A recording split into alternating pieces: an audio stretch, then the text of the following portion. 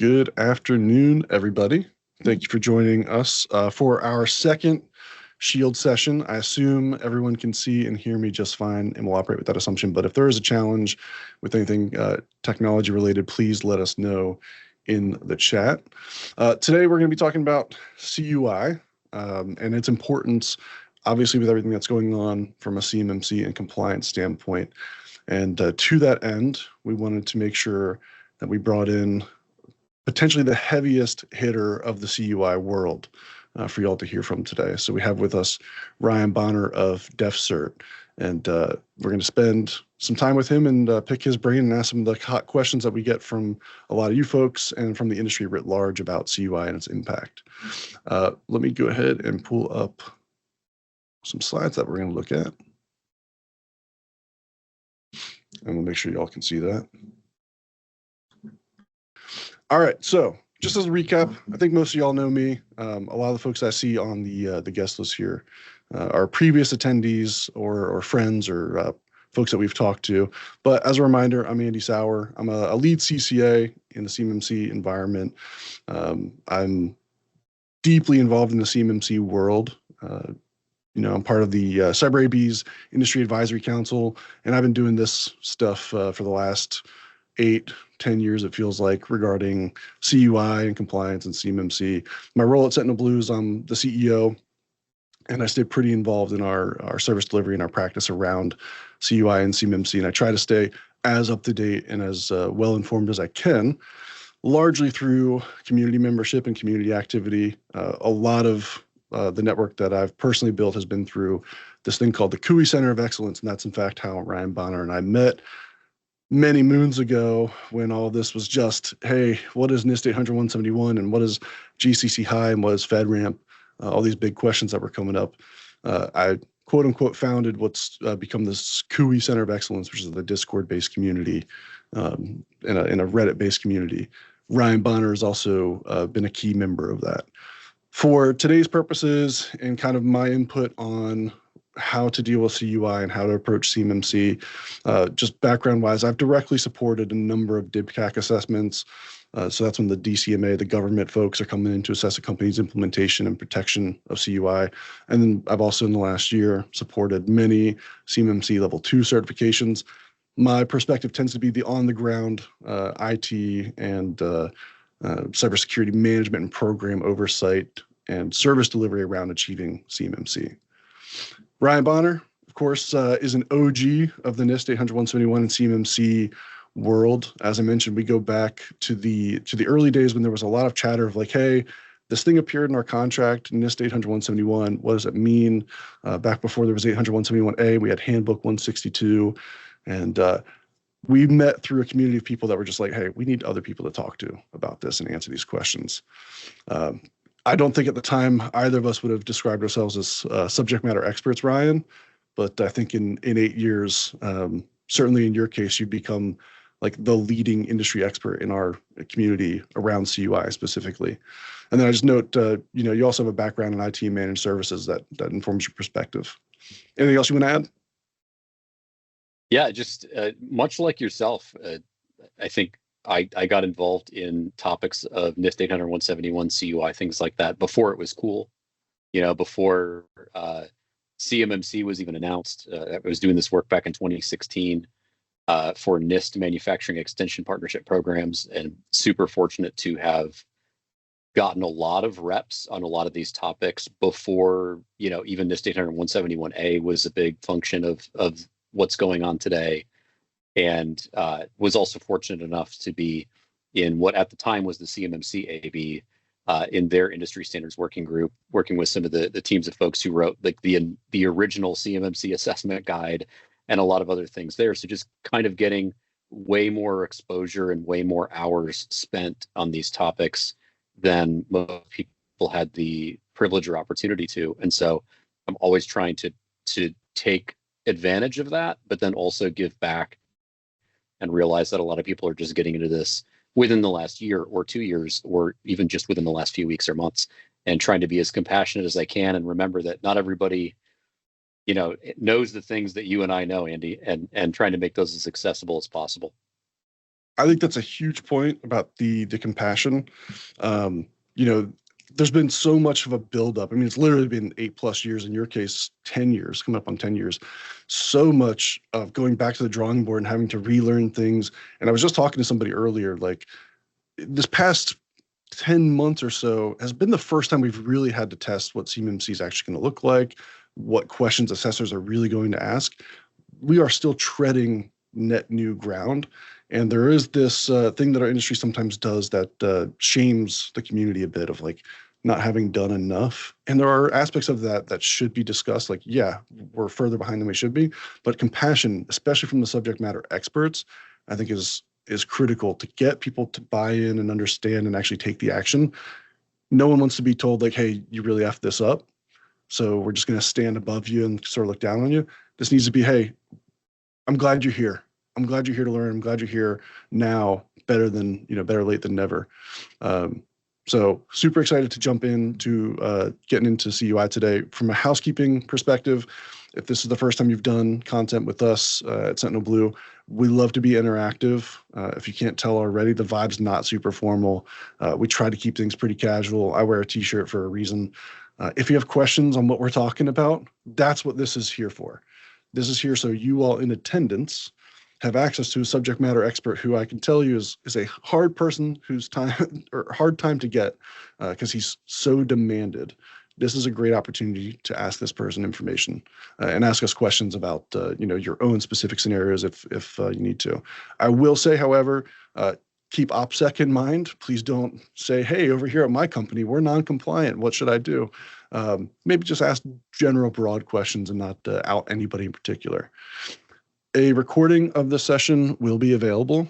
So you will get an email following the session with a SharePoint link to the video. Sentinel Blue operates on Microsoft GCC High. I know not everyone is on that. We do occasionally have issues with people accessing the recording because of that. If you can't get access to it that way, we will also post the recording to our YouTube channel. And then also, if there's problems beyond either of those two things, I welcome emails to me directly or LinkedIn messages directly if you have follow-up questions or you need access to the slides or whatever else. Before we get into the meat of what I originally pitched to Ryan when I asked him to come on for our next Shield session, the DoD made some stuff happen, which is they had some forward activity on CMMC.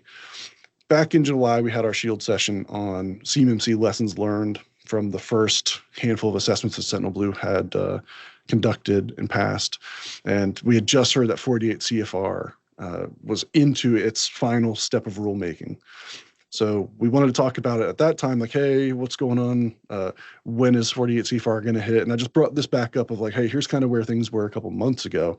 We expected maybe October, November timeframe for all this to go into effect.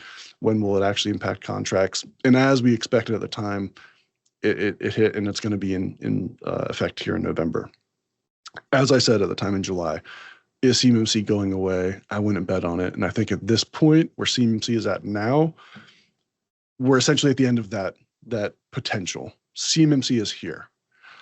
There is no more major stops where someone other than potentially the highest executive in the DoD or the DOW or the White House or whoever, maybe even Congress, could come in at this point and stop this. It is here. It's moving forward. So 48 CFR has been published to the Federal Register, and effectively, I would say CMMC is now implemented. There are the two regulations that implement CMMC. We have 32 CFR, which has been in effect for most of the past year. I think it went into effect technically last year. 32 CFR is what outlines the program and how it works. So that's why we're now able to get CMMC certification assessments, because 32 CFR was the how.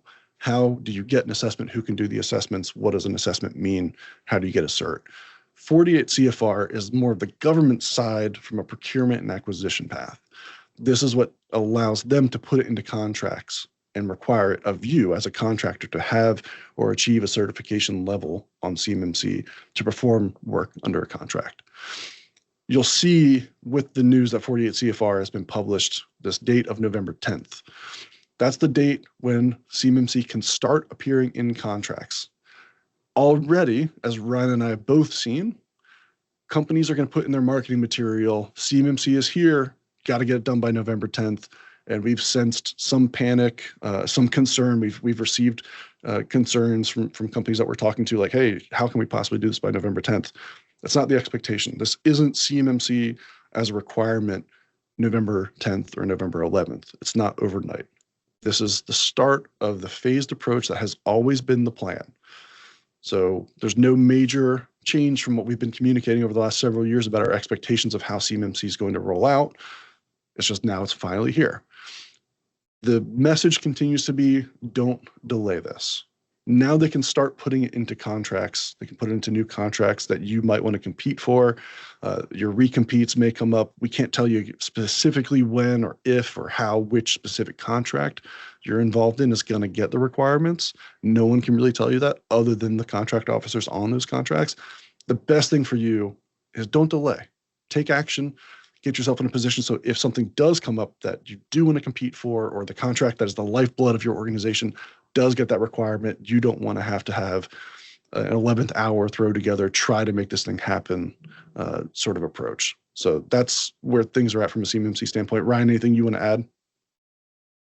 Yeah, just, when it comes to the fear and uncertainty and doubt about how soon am I going to need this? And then to your point, you see marketing, saying it's going to hit you square in the face November 10th. My gosh, what have you been doing? That is maybe not the way to look at this. We're always encouraging people to look at a couple of early warning systems to understand when this could apply to them. The first is going to be questionnaires or demands or form letters from your prime contractors, right? If you think about what happened when the SPRS reporting requirements came into effect for DFAR 7019 and 7020, that was a very aggressive rollout. The moment that it could be talked about, the moment that it was finalized, the primes were in your face about it and they wanted you to comply. They were not going to wait for the next contract opportunity that selectively found its way to your door to mandate that. They want blanket adherence across their supply base. So just be aware of that. The prime contractor who you work with, who is the most aggressive to want this, is going to be who sets the pace for you. The other thing that I would look at would be if you want to understand what's affecting your customers, or if you are a prime, what's going to affect you. The finalization of 48 CFR includes what's called a DFARS provision for contracts. It's a warning that the solicitation, the bid opportunity, will require CMMC and what level is required. Level 2 self-certification, level 2 C3PAO assessment, and that will be in the solicitation. So whether you're going to babysit the solicitations you think your primes are competing on, or the ones you intend to bid on, you will know in advance how quickly that's being rolled out in the particular programs that you might be involved in. So just be aware that there are ways to add some specificity or some clarity to that, rather than just relying on marketing lingo to get you there. I think a key thing too, I'm going to stop sharing this, but a key thing you hit on is the prime contractor driving of this. Just because we can't say specifically when your specific contract is going to include the CMMC requirements, doesn't mean anyone's going to sit around and wait. Already, we're seeing a number of the big prime contractors, as we have for the past several years in a lot of their cases, they've been pressing their supply chain and saying, we expect you to have this in place. I don't expect a lot of big primes are going to be satisfied by folks saying, hey, we're not ready because it just happened in November. Like, we just found out this is real. It's probably not going to be a great excuse to use in that environment. Not at all. So that's what's going on from a CMMC standpoint. If you have any questions about that, let us know in the chat or reach out following our discussion today. But now I want to turn to the core topic of today, and that is controlled unclassified information, CUI, otherwise potentially known as CUI, which I still can't say with a straight face. Just doesn't sound right to me. But hey, it's CUI. I asked Ryan to come on, as I mentioned a couple of times already. Ryan's a leading expert, and one of the ways he's gone about becoming an expert is doing the due diligence and the work of just really exploring all of the information that feeds into what is CUI. Before we get into that definitional content, I want to ask you, from your perspective, Ryan, why is it important that we have a conversation about CUI and build an understanding of CUI? Yeah, I think that one of the reasons that's so important is because of the second order effects handling CUI is going to present for companies now that CMMC is real. So it might be one thing for you to, say, harden most or all of your business to be able to handle CUI. That's not advised if you can avoid it, but maybe you pull that off, right? What do you think the likelihood is that your suppliers are all going to be able to pull off that same party trick? I think the general consensus is that the deeper you go into tiers of the supply chain, as you encounter smaller or more specialized businesses, the less resource they are and the less likely they are to be able to get CMMC certified.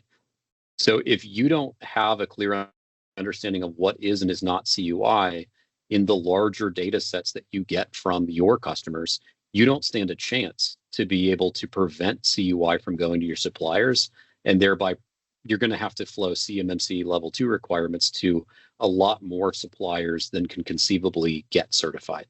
So this is a second order existential threat to contractors. If you don't have a good working definition of what CUI is, you will have no choice but to do blanket flowdowns, and that will probably wipe the board of most of your supply chain. Yeah, so a number of points in there that I think everyone needs to pay attention to. For me, I really think it's important because if you look at what CMMC is trying to do, I mean, look at the regulation, the requirements that underneath it, NIST 800-171, it's literally titled Protecting the Confidentiality of CUI. Everything about it comes down to applying security controls to that data. One of my key criticisms that I've always sort of had about CMMC and NIST 800-171 is it's this data security standard, which I think is probably not the best approach for raising security for the DIB, but it's what we have. And it's an imprecise instrument, but it is an instrument. I think the net positive is still there. But if you are struggling to wrap your head around what the requirements are and how to apply them and where the lines of demarcation are of like how much of our environment do we need to apply this to, it has to come back to that data because that's what's requiring it in the first place. So I think it's super important to understand, what the CUI is. Let's maybe go to the definition then, right? We're talking about why it's important to understand it. What is CUI? Yeah, and answering the question of what is CUI, one of the reasons it's so difficult is because it's kind of like a plot line from like a Harry Potter book. The definition is hidden in different places, like these little Horcruxes, and you have to go get them all and put them all together in order to really understand what you're dealing with and what actually is or is not CUI. The two big splits that you'll find is that the core definition of CUI is in a Code of Federal Regulations entry for the CUI program, 32 CFR Part 2002. But it's pointing you to other things that you have to look at, like the actual laws and regulations that are in the CUI registry. It isn't until you combine those two definitions that you get the true definition.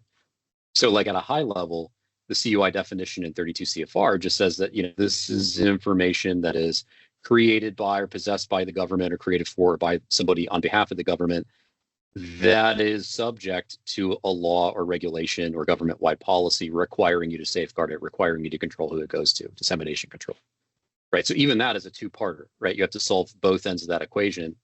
But when you just are casually mentioning the fact that, information that's subject to a law or regulation, well, now you're opening yourself up to need to know what those laws and regulations are. And so this is one of the first things that we always try to help people understand. Just saying that something is CUI is not helpful at all, because CUI is not one unified definition.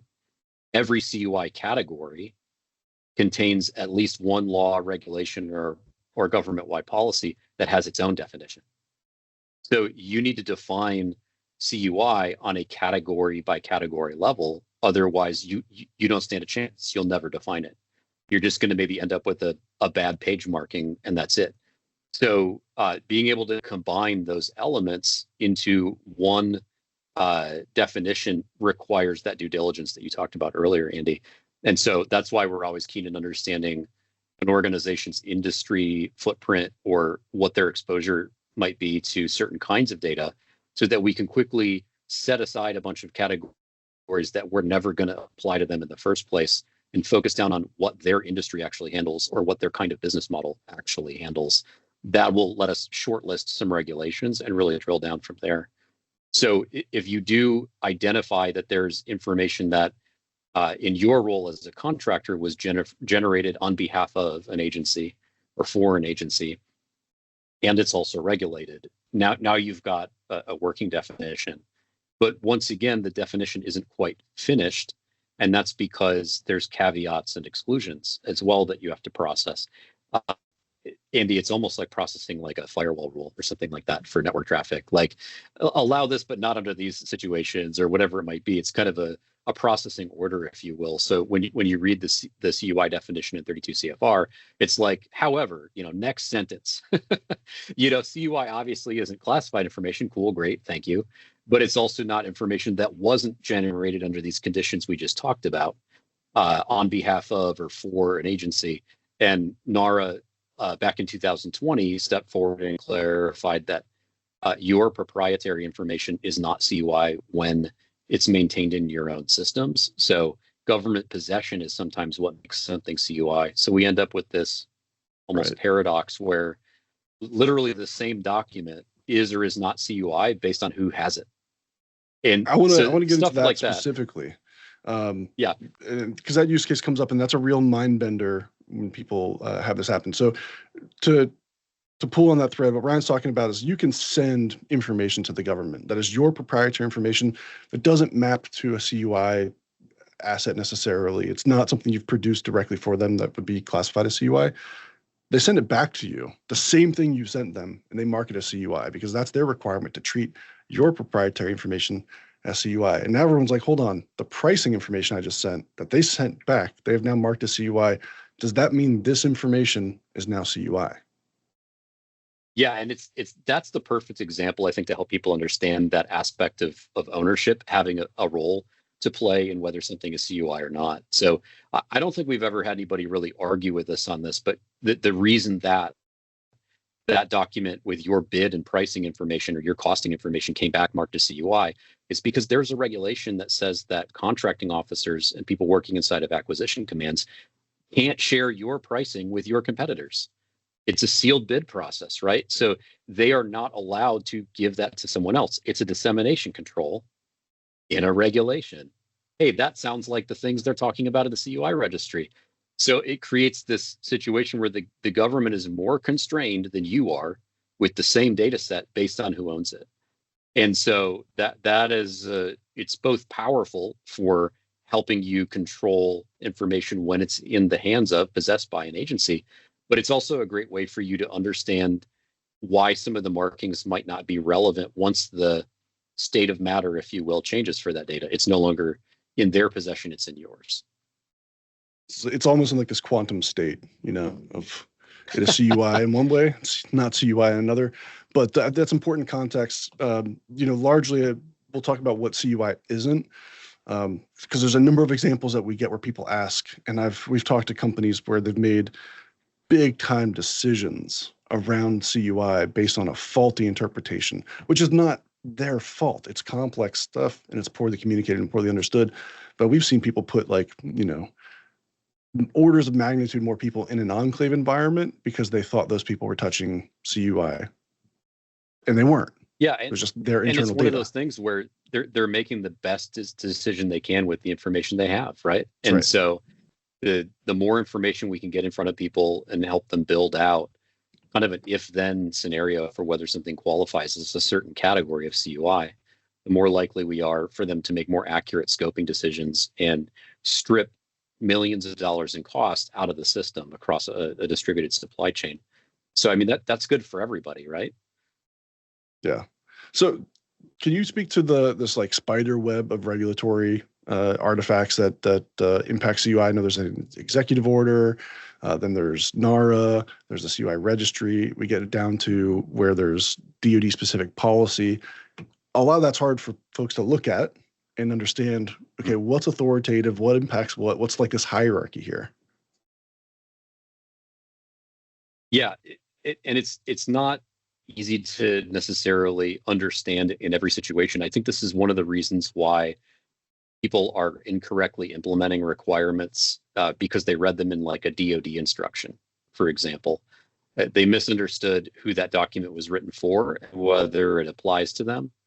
And if you read that definition of what counts as CUI, it's something that has to be backed by a law or a regulation or something called the government-wide policy. That's a policy that applies to all agencies.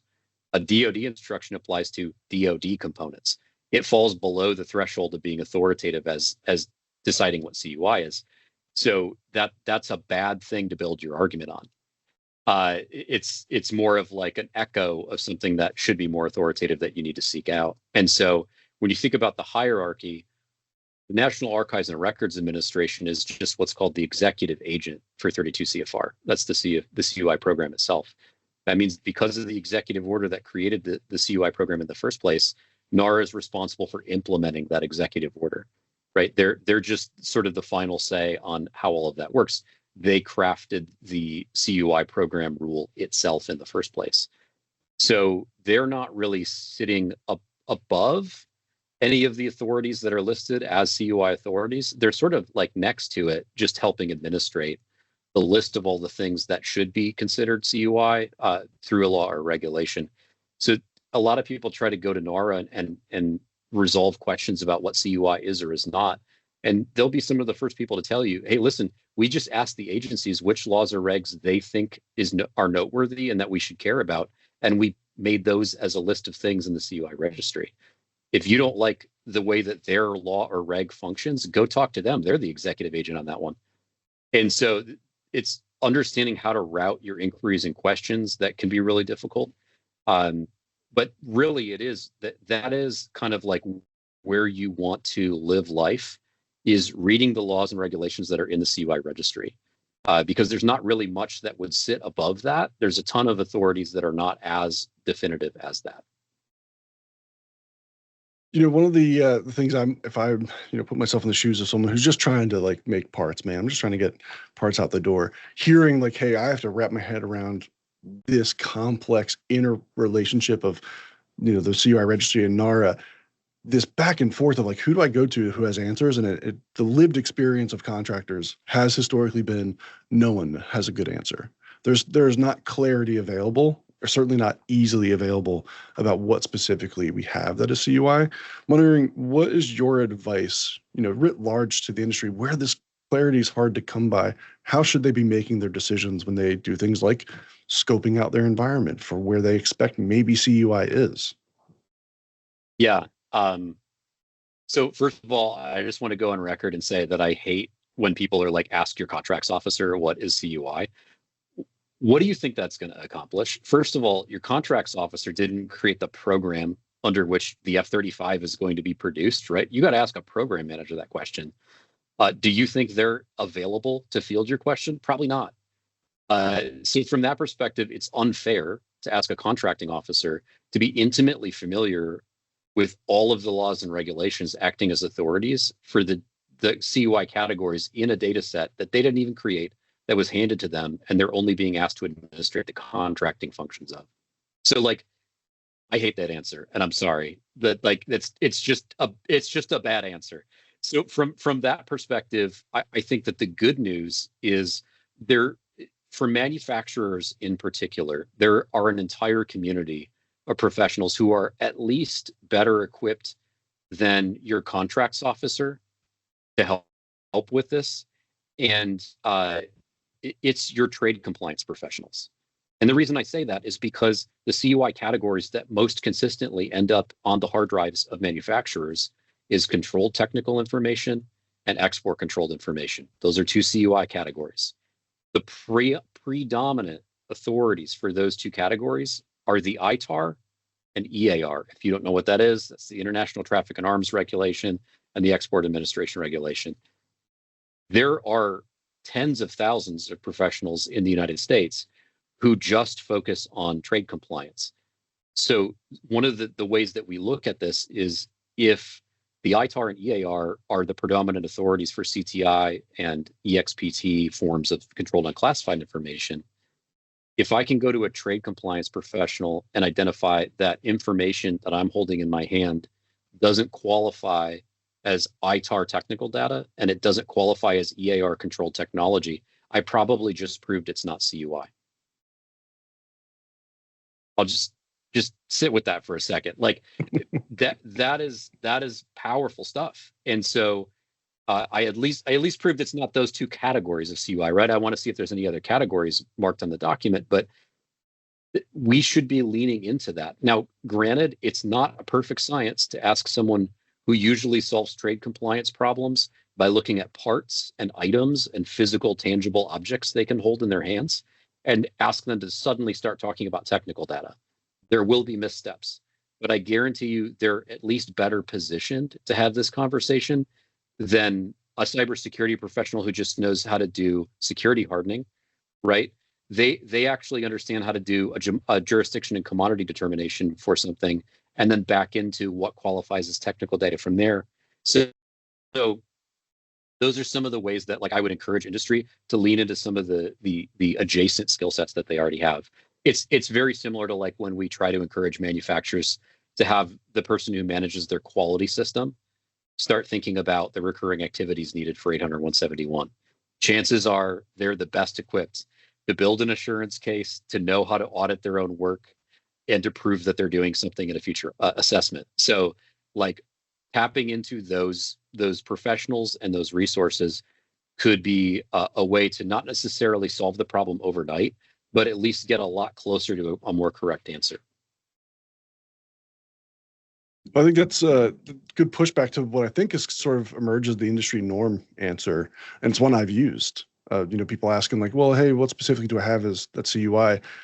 I often say, like, listen, your contract officer is probably your best bet, but even they are generally going, because I don't think they have all the right information, I think they're generally going to say, well, everything you do on my contract is CUI, which is also a non-answer.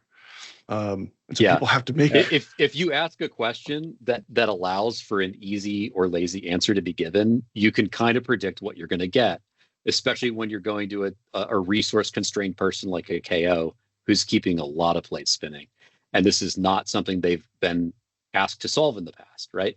So it's not that ask your KO is a wrong answer. I just hate the answer because I know the quality of the response I'm usually going to get from a contracting officer. We have a question, Ryan, from someone in the chat. It says, do you have any tips for the construction industry? And I'll add on to that. I was speaking with a firm the other day who is a construction company, and they were building barracks for a base. And within this barracks, they're going to have to hire subcontractors that are plumbers and subcontractors that paint sheetrock and things like that. And they were asking me, of course, I'm not qualified to answer this question, but they're asking me, okay, well, we have to give these people some element of the drawings that we've received from the DoD that is marked as CUI. Is it CUI if we strip out certain things? Yeah, and those are fantastic questions to be asking yourself.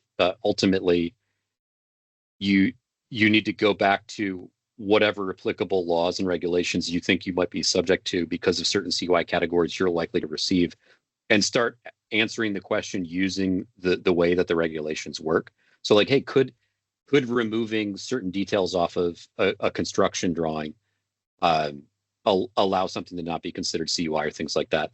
Understanding the nature of the data you're looking at and the way that the regulation functions could answer that question for you.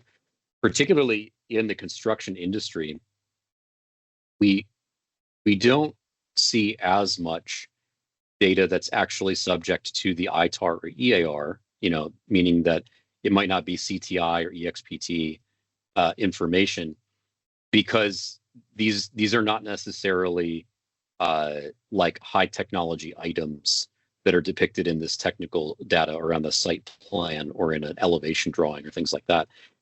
It's probably not going to qualify in that way. So what we're always on the lookout when we're talking about construction would be the physical security category of CUI, meaning that there's things in your site plan or in your facility drawing that represent secure areas of, like, a federal building, for example. And if certain criteria are met, then you have to control that data. So if you're dealing with the floor plans for the skiff section of a building, or the loading bay where there's supposed to be security controls in place, or you're plotting out camera placement inside of a building, that's a problem. That's probably physical security information when it's being done inside of a certain type of facility. So from that perspective, that's what I would be focused on. So then the question becomes, are there elements like the furniture layout or the reverse ceiling plan for my AV installation where I can just effectively take layers out of that drawing, and I'm back in the good graces of those legal authorities. So same thing goes for like critical infrastructure information, critical electrical infrastructure information, all of those sort of like critical infra categories of CUI. You dig into those regulations and it's like, yeah, I mean, I'm mocking up a sub panel in a basement somewhere in this building, but it's not checks notes, megawatt level power transmission across state lines elevated over X number of feet. So I think I'm good. You know, those are the things that, like, if you read those regulations, you at least have some working rules to play by for what would or would not be that kind of that information. And I hate to say it, but you are going to have to educate up in those situations. You're just going to have to. Like, your customers are not withholding all of this awesome granular understanding from you. They don't have it either. So if you learn and you can educate them on how to interpret these topics, you have a good chance of obviously being able to see things the right way, but you might actually be a preferred vendor for them in that case because you can make those delineations. Yeah, Ryan, something I say often, it applies to CUI, but also other areas. When we get into this like line of questioning, we pull on this thread and go down this rabbit hole of ultimately like, where do I get my answer? And I'm always like, it's not going to be perfectly clear. We can't give you a binary answer on everything. But if you make reasonable decisions and you can explain your thought process and you can demonstrate that you made a rational decision with the information you had access to, understanding the intent was to protect the data that needs protection, I don't think a bad thing is going to happen to you. Like, if you get audited or the government comes asking questions, if you can demonstrate those things to be true, I expect leniency. I expect them to be very flexible. And so far, I think from what I've seen, and you can chime in on this, for things like False Claims Act, it tends to be grossly negligent, purposefully made a bad decision with information that should have driven a different decision. So I think some of this fear of like, oh man, we don't understand it, we're so afraid we're going to make the wrong decision, I don't think that should stop you and paralyze you. I think you should still be reasonable and just make well-informed decisions. What's your take on that? Yeah, I think that's good advice. When you're dealing with, particularly in manufacturing, this idea of controlled technical information, export controlled information, you have a wealth of case law on this, right? You have anecdotal evidence of what happens when you get something right or when you get something wrong. Case in point, if you go talk to any trade compliance attorney, they're going to tell you that if you did what's called a J&C of the technical data that you were managing for this program or this platform, and even if you got the logic wrong in some way, the fact that you followed the process and made that determination is often the difference between just getting a warning letter and being corrected on how to better understand it and signing a consent agreement, right? So when we think about ratcheting up the levels of risk or severely mitigating those risks, being able to show your math on how you arrived at that conclusion is everything. And I think that's what people need to keep in mind. When you look at the way that some of these false claim settlements have turned into runaway trains, it's because the people named in the complaint had no justification or logic behind what or was not CUI in their world. So they end up getting clobbered by very simplistic views by whether it's the relator or the complaint saying, well, they should have known. I mean, they were getting some kinds of markings on documents. I mean, they should have known. If you've got better arguments than that, you're going to be a lot better insulated from those sort of blanket determinations, and you're going to have a better case. You're going to have a better counter argument. Well, I'm glad to hear my advice is not negligent. I want to pull on, we talk about what is CUI, but some common things that might be mistaken for CUI. So what is not CUI? The example I'll bring up is we talked to a prospect at one point that looked at the CUI registry. Like, these are well-intentioned, making the right decisions. They want to educate themselves. They go to the CUI registry and they see, oh, PII, that's CUI. And they assumed very quickly, like, hey, we have a bunch of PII about our people who are working on contracts. So their decision-making process led them to consider all of their HR folks and all their HR adjacent folks who had access to that needed to be in a CUI enclave they were building. So they moved an entire department functionally of HR professionals to an environment that handles CUI where they were never going to touch CUI, but they just had that misunderstanding from the registry. Can you speak to, how you find what's in the registry, what is actually CUI, how do you map that, what is not CUI in that context? Yeah, and this does come down to reading the regs, right? So you dig into something like sensitive, personally identifiable information or privacy information from the CUI registry. If you just read that summary description on the main page and stop there, you're going to see keywords that sound like you or sound like your data, and you'll end up making the wrong conclusion there. You do need to read the attached regulations that are actually in that category listing. So if you dig into SPII, first of all, you'll see it's a provisional category. It's not really a real boy yet, and the only way that it's been meaningfully used is in Homeland Security contract clauses. But you're also going to see that, like, this has to be constrained to information that's being handled by you on a contract. So the most common use case for that is, like, I'm an IT contractor asked to administrate a database that contains that data. Now I care, right? The other side of it, you'll see, like, for privacy information, is that most of those authorities are driven by, like, the Privacy Act of 1974. It's all about data that the government collects on its citizens, right? So if you are collecting data on your employees, you are not the government collecting data on your citizens, right? And if you read any of the routine use system of record notifications for the systems where you even submit that data to the government for things like background checks, they describe it all as uncontrolled activities because it's expected. It's a routine use of the system. So there's no attempt to control data that's flowing to the correct person under the correct circumstance. They're trying to keep you from submitting a FOIA request on someone who's not you and getting that data, right? That's what that stuff is there for. And they're trying to stop a government employee from checking in on their sister's new boyfriend in a background check system to see if they're okay or not. Like, that's the stuff they're trying to control. That is one layer removed from anything you would ever do. So you can see how the regulation runs out of runway before it reaches you and your activities. So again, reading the regulation adds a lot of constraint and context to that. Another misconception we sometimes encounter is people, they get a contract with DFAR 7012 in it that says, hey, this contract is going to have CUI. And then their approach is to think, well, everything related to this contract is now CUI. Is that the case? Definitely not. There's all kinds of data that just simply aren't regulated by the authorities for CUI, right?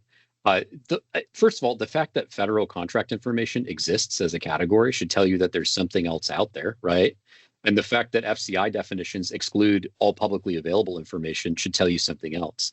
So in a lot of cases, we are looking at a document. Sure, it might even be marked CUI, but not all of the pieces of content that are in that document are covered by that regulation. By that same token, there's plenty of just very banal, innocuous pieces of information that are going to be in and around contract performance that would never be regulated, right? The contract number you're performing on is not regulated. I can go find it on an awards site, on sam.gov. The fact that I'm performing on a program that's been named in public press releases should not be a concern for me. I should be worried about the data that someone actually wants to steal. And so saying that everything on this contract is CUI makes it impossible for you to see the data threats that are in the data sets. And you end up doing something that's just not actually securing the data that you should care about. So you end up doing things operationally that are less sound than if you had more clarity. So yeah, definitely public information can pretty quickly be defeated as not CUI. Public domain information is usually pretty easy to knock down when we're talking about technical information and things like that. and all sorts of other things that you learn to be able to spot them and say, oh yeah, I'm not worried about typing in the name of my customer into my CRM, because that is not an issue. My customer's existence is not classified. Like, Yeah. This is not their cover name. This is the publicly traded company that I'm transacting with. Yeah, I'm sure you've had this conversation. We've talked to companies that are only evaluating FedRAMP CRM tools because they think that their client Rolodex becomes CUI. And they're like, well, hey, this is CUI, list of company names and demographic information. So we're looking at, Salesforce, FedRAMP, or whatever else, and going to end up paying an excessive amount of money for something that's just not necessary when you do that, looking into it. There's a couple questions in the chat I want to hit. Agnes asked, going back to the topic of when the government sends data back that's marked CUI, is there an obligation for you to treat it as CUI? And the follow-up I'd ask is, can we remove the CUI markings they added to it? Got it. We like to understand where a document came from and under what circumstances whenever possible. So generally, our recommendation is that if you just send out that pricing list and then 6 months later you get back that same pricing list marked as SP Procure or source selection information or ProPin or whatever the marking was, to probably set that document as aside. I don't think you have an obligation to safeguard it any differently than the way it went out, because we can clearly point to NARA's explanations of how proprietary information works, and we can cite that. But I wouldn't continue to distribute that document internally and desensitize people to CUI markings, right? You don't want to get into a habit of saying, oh, don't worry about that guy. Don't worry about that guy. That's not real CUI. It's whatever. The more you do that, people are going to start to use that out of convenience rather than as a basis of fact. And so I would sidecar that document and instead reference the original document that doesn't have those markings. Use that in your business process. Nicole asks, and I think this is in the context when we're talking about CUI and data that you own or data that you create. She asks, what are the key questions we should ask ourselves to determine whether we, quote unquote, own the information or not, whether or not it's your proprietary, I guess. Yeah, so it's like some questions that I could ask myself in regards to that would be, am I asserting data rights on this contract deliverable? If you don't know what I mean when I say that, when you generate things for the government, they might need a copy because of federal record keeping requirements. That doesn't mean they absolutely want to own it. They might just need to use it for operational purposes or whatever, safety, training, installation. We call that omit data a lot, things like that. So in those cases, the government is going to ask for a copy. They might even order it as deliverable. That doesn't mean they want to own it outright. So a lot of contractors are going to assert data rights on those deliverables. They're going to invoke limited rights, government purpose rights, CIBR rights for innovation and research, whatever the situation is. And in those cases, the government is effectively agreeing with you that you own it. And so anytime you can establish ownership with the government, you're well supported in stating that it's proprietary. Some other things to think about would just be like anything that you're going to generate at private expense. So like you're not directly billing for the time it took to generate that thing. Instead, it's just part of your firm fixed bid. That's another way to strengthen that argument. You can show that it was developed at indirect expense, charged to indirect cost pools. So sorry, developed at private expense, charged to indirect cost pools. So things like that can help. Obviously, copyright markings and proprietary markings are considered by the DoD in particular when they get a document from you, and it could prompt them to add a ProPin marking of their own or other things like that.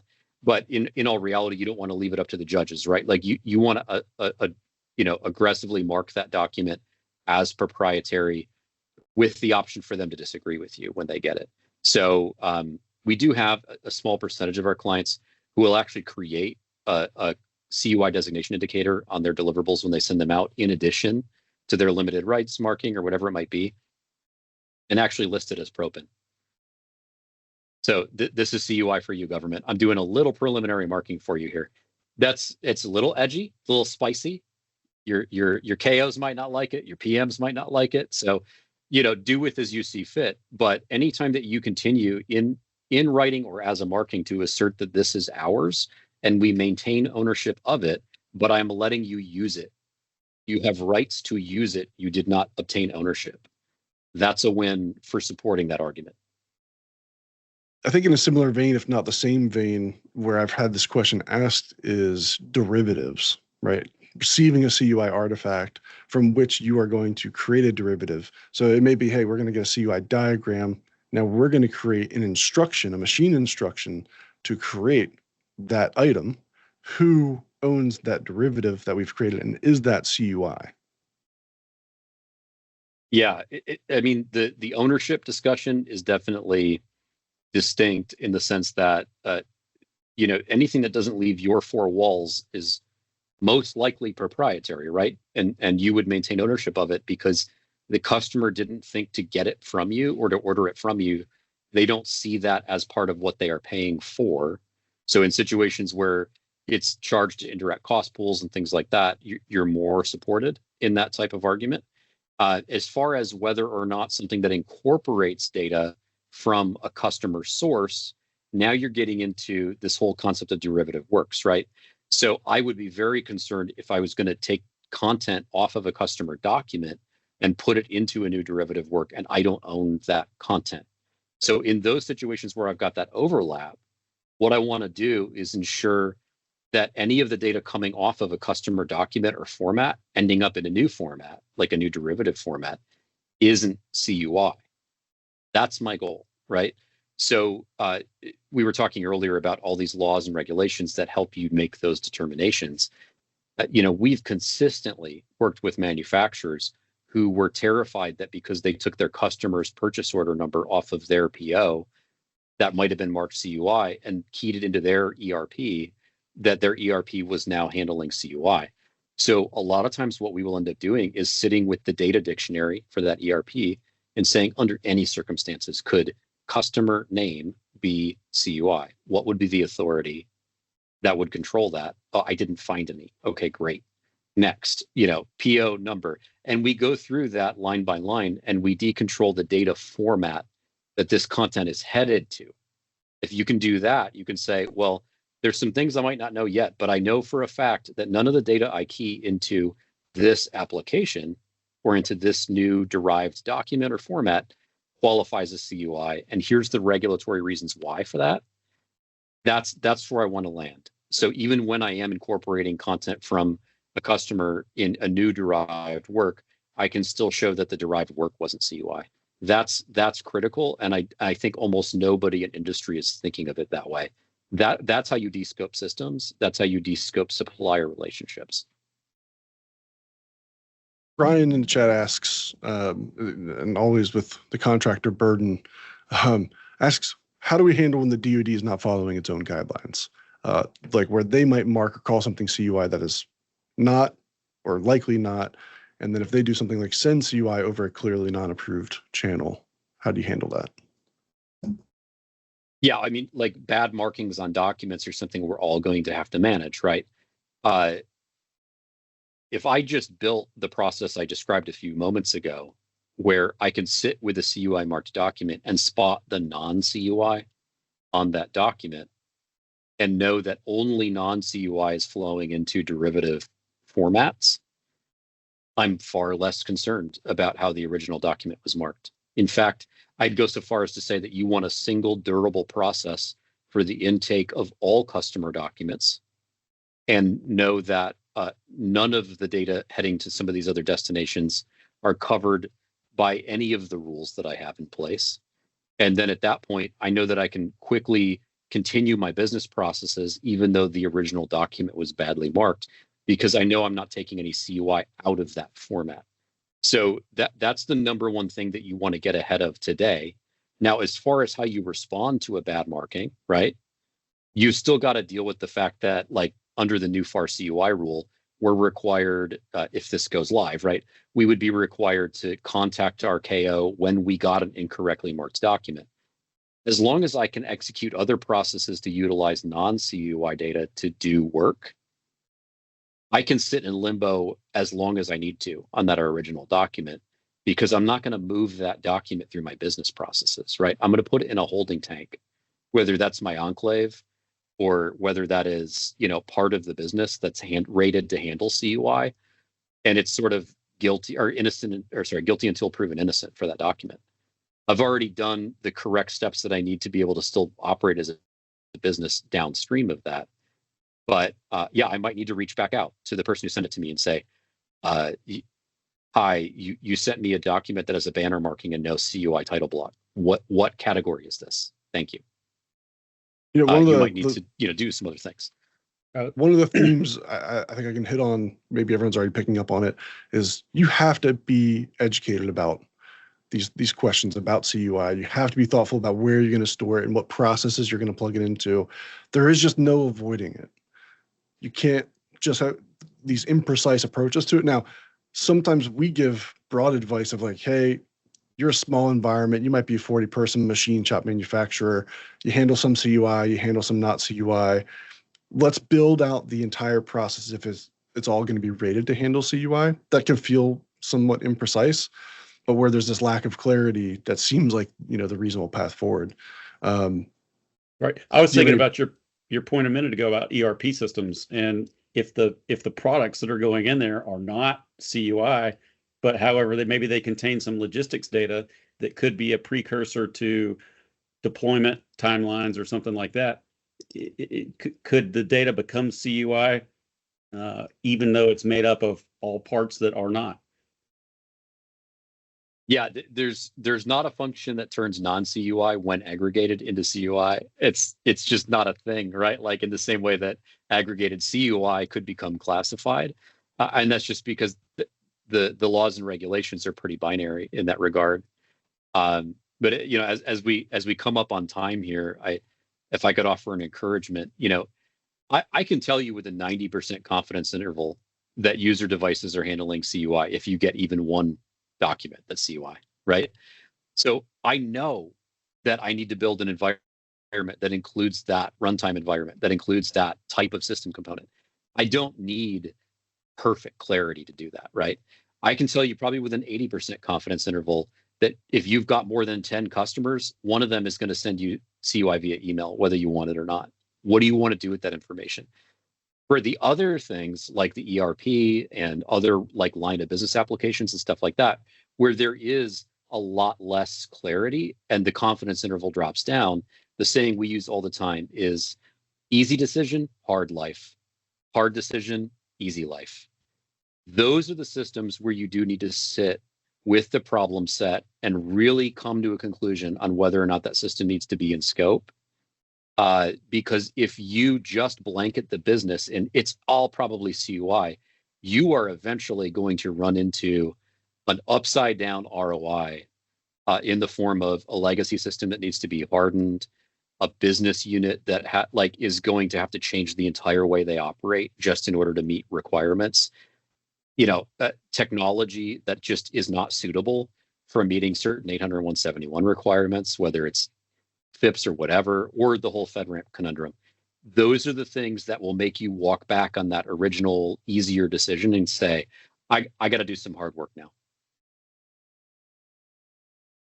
Well, Ryan, I know we're right at time, and I want to give you sort of the closing thought here. I will say we put together an outline for all the different topics we wanted to cover, and so typical for me, very ambitious in terms of what we're going to cover. We didn't get through roughly about half of really what I wanted to, and I think that sort of speaks to the complexity and the depth of the challenge of CUI.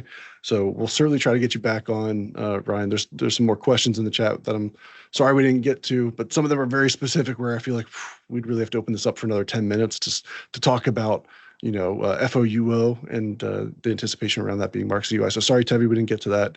But Ryan, in the last couple of minutes here, I would love to give you opportunity to talk about DefCert, what you guys do, what sort of services you offer for contractors who have these questions, and then where can people find you and reach you and follow up. Yeah, so DefCert is a little bit more of a boutique compliance consulting firm. We help a lot of organizations obviously pursue CMMC certification. The way that we work with a lot of other organizations in that effort is to, on the front end, develop these working definitions of CUI, work with the stakeholders to identify in-scope systems and really firm up a scope that we can then work on implementation with. We do a lot of partnership and work with managed IT service providers and security providers and their advisory teams to collaboratively implement 80171 in that scope.